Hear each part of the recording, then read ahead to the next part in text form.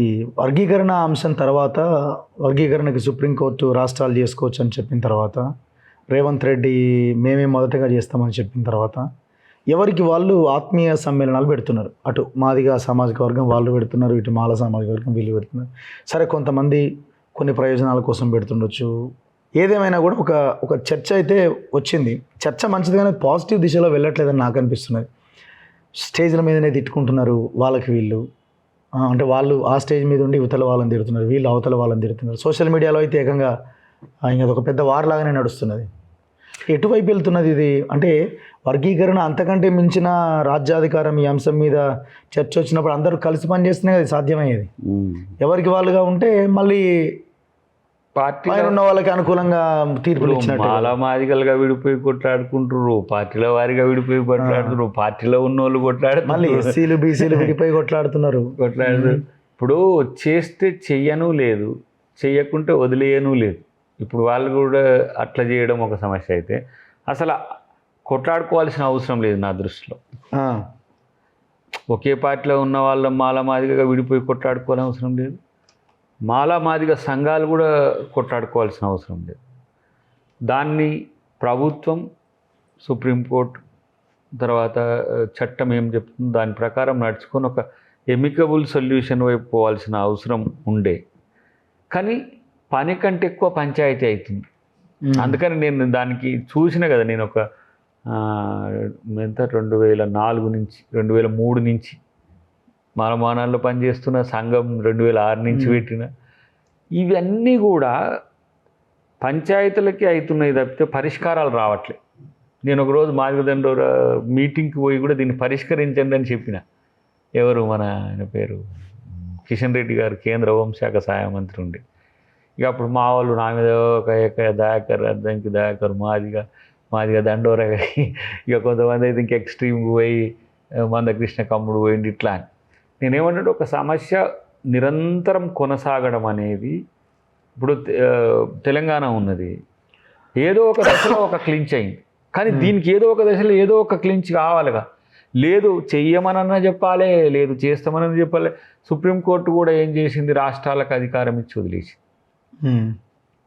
రాష్ట్రాలకు అధికారం ఇచ్చి వదిలేస్తే రాష్ట్రాలలో వాళ్ళ ఇష్టం, ఏ రాష్ట్రం డిమాండ్ ఉంటే ఇప్పుడు అల్టిమేట్గా చెయ్యాలి అన్న డిమాండ్ మీద కొట్లాడాలి వీళ్ళు.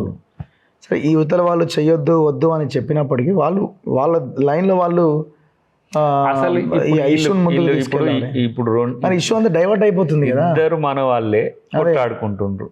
ఇప్పుడు నేను దాని మీద పార్టీ స్టాండ్తో ఉండాల్సిన అవసరం. నేను వాయిస్ ఆఫ్ ది పార్టీ కాబట్టి డెఫినెట్గా నా వాయిస్ అంటే రేవంత్ రెడ్డి గారే మాట్లాడిపిస్తున్నారు. మళ్ళీ నేను న్యూట్రల్గా ఎందుకుంటున్నా, పార్టీ నిర్ణయం ఏమైనా తీసుకుంటాను. పార్టీ నిర్ణయం తీసుకున్నప్పుడు నేను సంఘం అధ్యక్షునిగా ఉన్నప్పుడు కూడా దాని మీద నేను స్పందించకపోవడానికి ఒకే ఒక కారణం ఏంది, నేను సంఘం అధ్యక్షుడినే కాదు, ఎట్ ద సేమ్ టైం పార్టీలో ఒక క్రియాశీలకంగా జనరల్ సెక్రటరీ కానీ అధికార ప్రతినిధి కానీ ఉన్నప్పుడు నేను మాట్లాడే మాట పార్టీకి వ్యతిరేకమైంది అనుకో, నా మీద క్రమశిక్షణ చర్యలు ఉంటాయి. నేను మాట్లాడలేను, ఎవరైనా మాట్లాడుకోవచ్చు, అది వాళ్ళ ఇష్టం. అధికారం కొరకు, పదవుల కొరకు ఎవరైనా మాట్లాడుకుంటే అది కాదని. కానీ పార్టీ ఒక నిర్ణయం తీసుకుంటే పార్టీ కట్టుబడి ఉండేంత వరకే చేస్తా. అట్లని చెప్పి దయాకర్ అసలే మాలల్ని పట్టించుకుంటలేడు, మాలోళ్ళు అంటే అసలు ఆయనకి ఇష్టం లేదు, ఆయన రాజకీయ స్వార్థం కొరకు అసలు మాలోళ్ళని పట్టించుకుంటారు. ఈ కాదు, అట్లా మాట్లాడేటోళ్ళు కూడా ఎప్పుడు మొన్న వచ్చిన వాళ్ళు అసలు జరిగేటప్పుడు లేదు. నేను కృష్ణమాది గారు కొట్లాడుకున్న టైంలో వీళ్ళు లేనే లేరు. అస్తిత్వ పోరాటం ఉండాలి డెఫినెట్గా, అది ప్రజాస్వామ్యయుతంగా ఉండాలి, పరస్పరం నిందించుకునే విధంగా ఉండదు. ఒక డెమోక్రటిక్ చర్చ. ఇప్పుడు ఆంధ్ర తెలంగాణ కొట్లాట కూడా వచ్చింది, అందరు కేసీఆర్ మాదిరిగా జాగో బాగో అనలేదు. జేఏసీ ఒక న్యూట్రాలిటీ మెయింటైన్ చేసింది, ప్రజా సంఘాలు కూడా విడిపోయినా కలిసి ఉందామనేది ఎట్లా తెచ్చింది. ఇప్పుడు అట్లాంటి పరిస్థితులు ఉండాలి.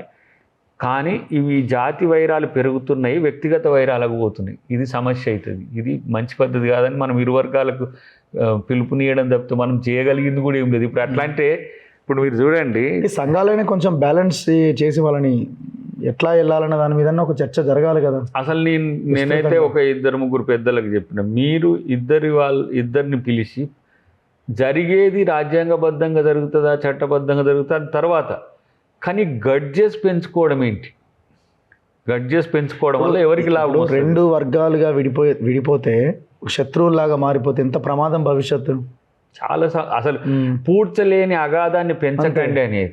ఇప్పుడు వర్గీకరణ ఏమవుతుందో ఏం కాదు కానీ ఈ జరిగే ప్రమాదం రెండు జాతుల విపరీతంగా మధ్యన ఉంటది కదా. పెద్ద వైరం అవుతుంది. నష్టం లాభం చర్చ ఉంటుంది.